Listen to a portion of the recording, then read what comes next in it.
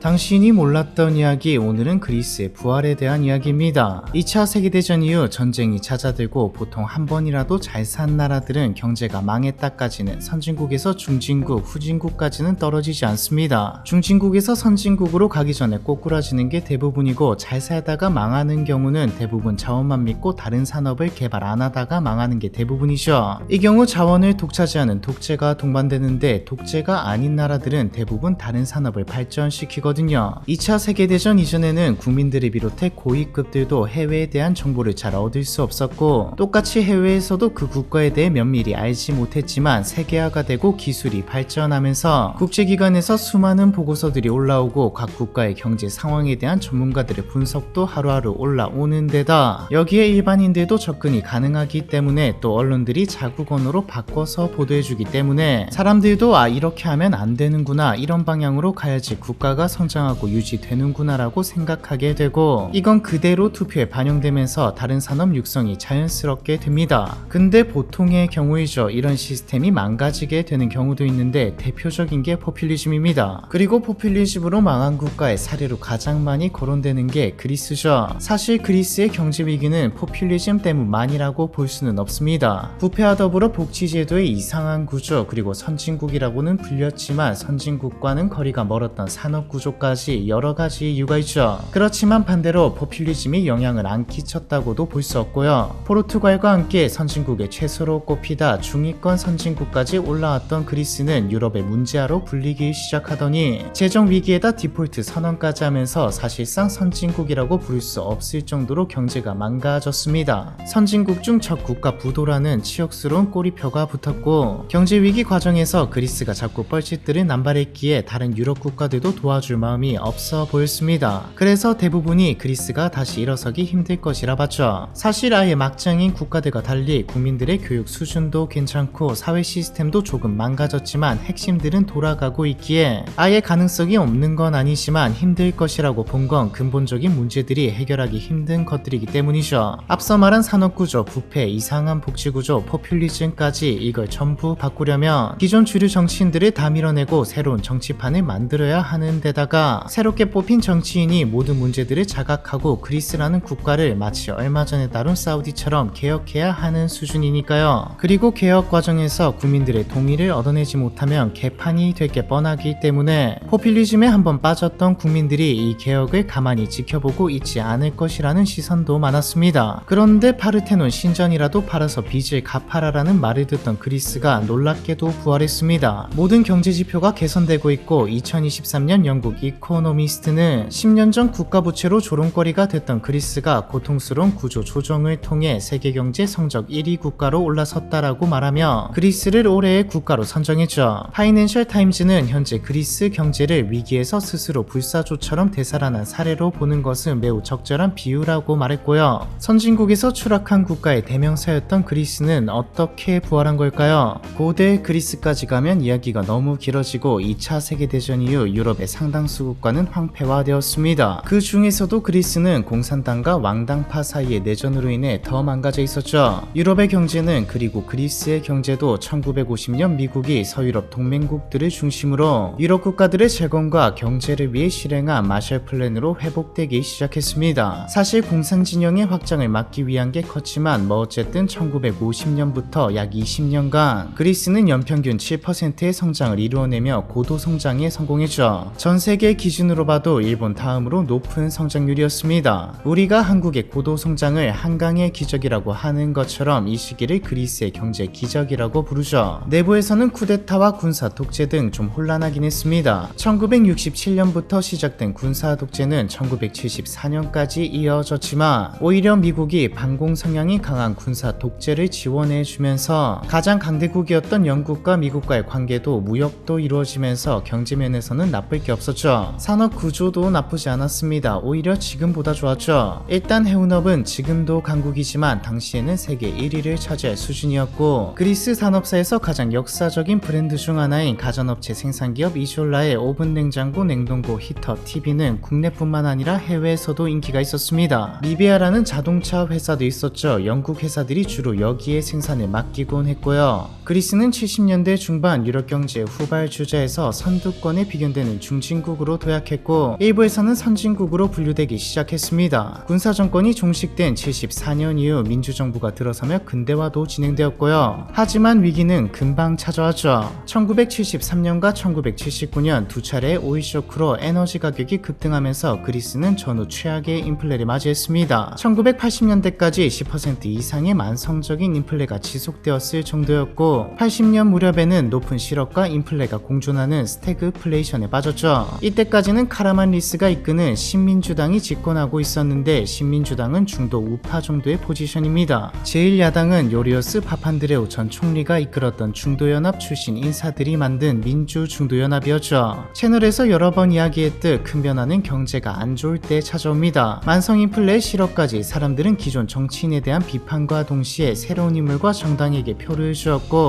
1981년 안드레아스 파판드레우가 이끄는 벙그리스 사회주의 운동이 집권하게 되죠. 이름에서 알 수 있듯 요리오스 파판드레우 전 총리의 아들입니다. 안드레아스 파판드레우는 국민이 원하면 모두 다 해주라라는 말과 함께 복지 확대와 공공지출 증가를 골자로 하는 포퓰리즘 정책을 밀어붙였습니다. 최저임금 인상, 공무원 수준과 무상의료, 연금 및 각종 복지수당 인상, 노조 활성화, 해고 금지가 대표적인데, 사실 성장만을 보고 달려왔다면 복지 확대나 인프라, 사회 안전망 등 국민의 생활을 직접적으로 향상시킬 수 있는 정책이 필요합니다. 최저임금, 공무원 수, 의료, 연금, 복지수당, 노조 전부 필요한 것들이죠. 이런 것들이 잘 안 갖춰진 나라는 성장한다 해도 살기 좋은 나라는 아니니까요. 그 나라가 할 수 있는 한도 내에서 적당히 빚을 지더라도 감내할 수 있는 수준에서 한다면 괜찮죠. 그리고 과하지만 않게 적당한 선에서 하는 게 포인트입니다. 과하면 부작용이 발생하는 건 당연하니까요. 근데 이게 정도를 넘어섰습니다. 그리스의 GDP 대비 국가 부채 비율은 20% 정도에서 89%로까지 상승했죠. 이것도 문제였지만 진짜 문제는 사람들이 열광했다는 것이죠. 뭐 열광할 수도 있지만 이게 도를 넘어서 정치가 망가져 버렸습니다. 선거는 누가